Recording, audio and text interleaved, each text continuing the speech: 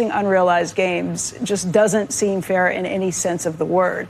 In the very best sense, if you are taxing unrealized gains, all you're doing is pulling forward the taxes that would be paid later when someone actually sells the stock. I think that this reaction to unrealized gains is a little funny, given that I bet that the majority of people watching right now are already paying a tax on unrealized gains. It's called a property tax. Property tax. When the value of your home goes up, that's an old. It's a use tax. When the value of your home goes up, you pay higher taxes, even if you don't sell your home. Your value of your home never moves the way a stock moves, the way something else moves. That's always the go-to answer. It's also, property tax is a use tax. You're paying for the schools. You're paying for emergency services. Those are things that make absolute sense. And sure, and all the revenue that comes in from these unrealized gains taxes and the other taxes in the Harris plan are going to go to creating what she calls more opportunity. It's to make sure that every newborn born in this country gets $6,000. Using the services. Well, look, you're arguing that this is some sort of foreign concept that's completely unknown in the U.S. tax code. It's probably unconstitutional. It's probably, and it was never in anyone's intent to tax. It's not an income tax, and it's never going to happen. Probably. Well, I'm not going to say my lifetime. I wouldn't say that. Not in Becky's lifetime. Yeah. Hello, ladies and gentlemen. I hope you're all having a great and wonderful day. Well, it seems that CNBC is not having with the unrealized gains tax on Kamala Harris is proposing. As Kamala Harris is proposing her now tax proposals, which I'll be showing you guys here what's going on. So what we have here from Jason A. Williams, it says, here we go, the article is being proposed. Unrealized capital gains tax. It says corporate tax rate 28%, currently 21%. Capital gains tax 44.6%, currently 20%. And unrealized gains tax 25%, currently at 0%. And that is what's going on here. Now, I will be showing the actual video of Vivek Ramaswamy kind of talking about this, but I'll lay my points of kind of what is capital gains taxing, really on how bad it would be.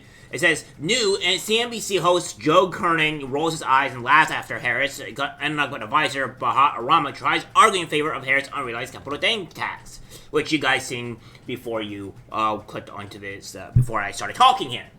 And of course, we have this from Vivek Ramaswamy talking about the capital gains tax, which I'll get my point here in a second.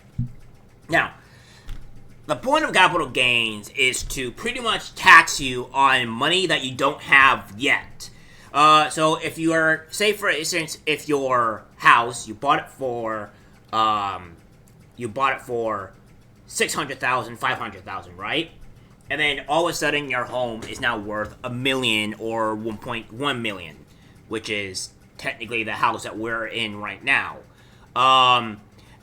If we talk about the unrealized gains, because we obviously did work on the house, we did work on some other houses, and that home is worth X this amount.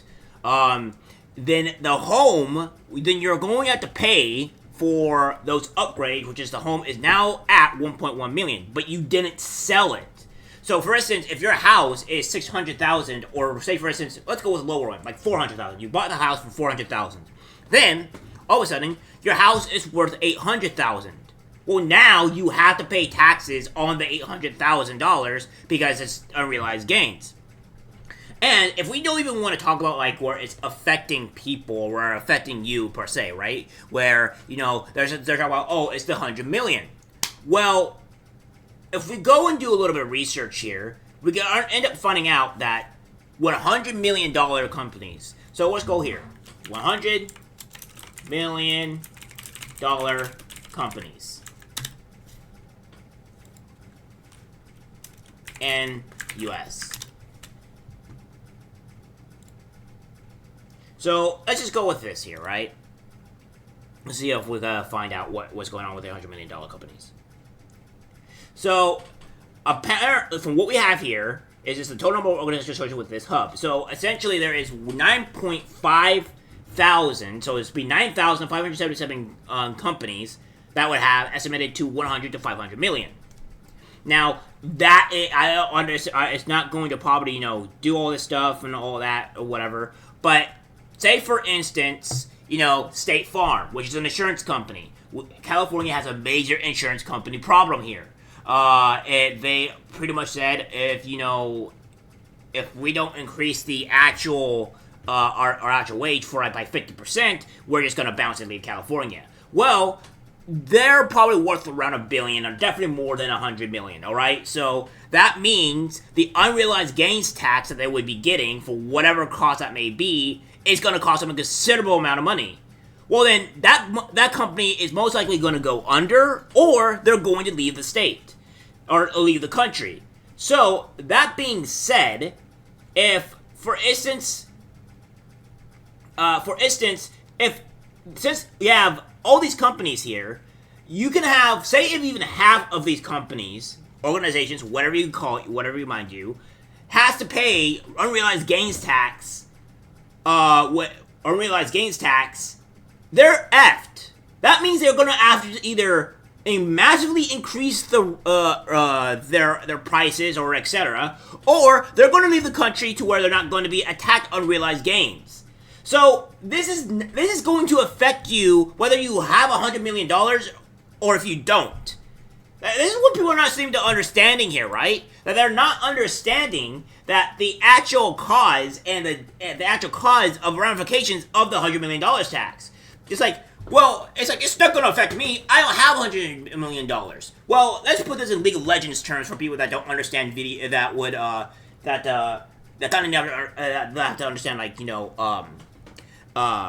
how the process works. In League of Legends, you would have a champion that would not get buffed, but due to the fact that there is an item that got buffed or whatever, it indirectly buffed that champion without that champion getting buffed.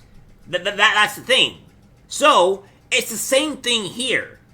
You may not be actually affected by it, so you might not have the 100 million, and you may not be affected by it. You may have the 100 million, but the indirect part of it will affect you.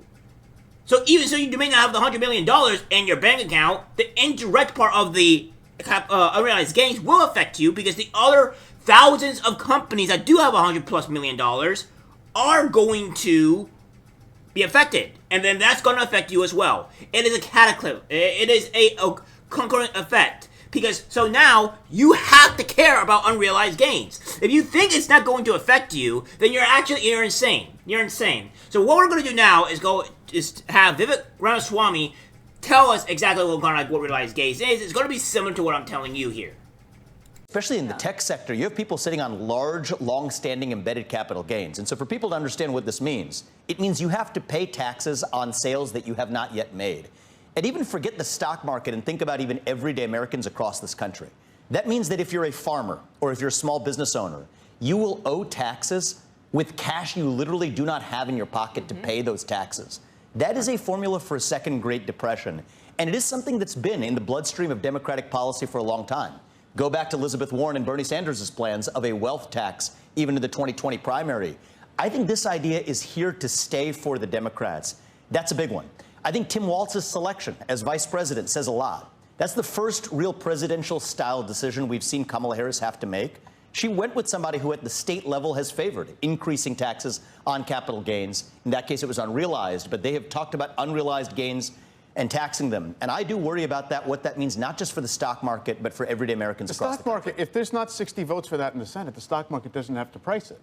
Yes, 60 votes, or if you agree. I respectfully disagree with one aspect of that, because Kamala Harris has been the chief proponent of ending the filibuster to ram through her policy objectives. Yeah. And so if she's the president of the United States, and in my view, God forbid, a Democratic Senate to aid her, that could be 51 votes. And could you get to 51 votes on a major change in tax policy like that? I think the answer is absolutely yes. I think that's conceivable. And so for a lot of business leaders across the country, one of the questions they might want to ask is, which is going to be the administration that's more friendly to business? Well, we don't know where she stands on tariffs. We don't know where she stands on a lot of other questions. But on tax policy alone, the idea of not just raising tax rates, but raising tax rates and applying taxes on unrealized income, that is a catastrophe of epic proportion. Guys, before I end this video, I'm going to be showing the prices of just the Amazon revenue, all right? So that way you guys get an idea on how much it's going to be and the actual percentage of what they're asking here for what on how much, Amazon's going to have to be, right? So here's what we have here. So the revenue of Amazon in 2023 was $574 billion.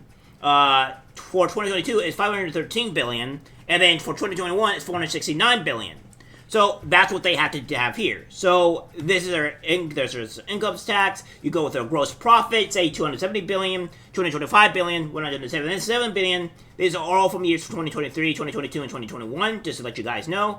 And then even we go with, the net income, which they lost $30 billion last year, and then they lost $22 billion last year, $2.7 billion last year, and then from 2022 they lost this, and then 2021 they had an increase, so it was 33.3% billion that they got. So they don't have to pay taxes on this, obviously, right? Because this is just a decline.